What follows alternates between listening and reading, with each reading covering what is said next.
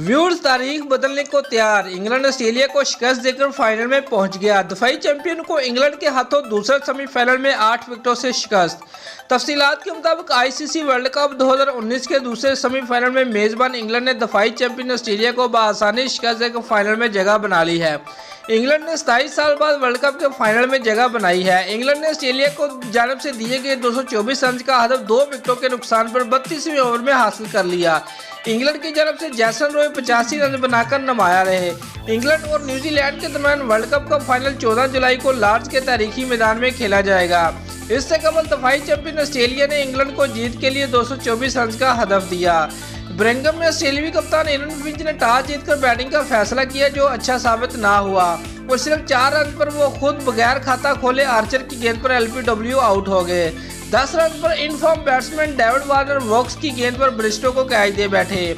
नए आने वाले बैट्समैन पीटर हैंड्सकोप को वोक्स ने सिर्फ 4 रन पर पवेलियन की राह दिखाई। उस वक्त टीम का स्कोर सिर्फ 14 रन था। इब्तदाई 3 विकेट जल्द गिरने के बाद स्टीवन स्मिथ और एलेक्स कैरी ने टीम को संभाला और चौथे विकेट की शराकत में 123 रन की शराकतदारी कायम करके स्कोर 117 रन तक पहुंचा दिया। उस मौका पर कैरी 46 रन बनाकर आदिल रशीद को विकेट दे बैठे।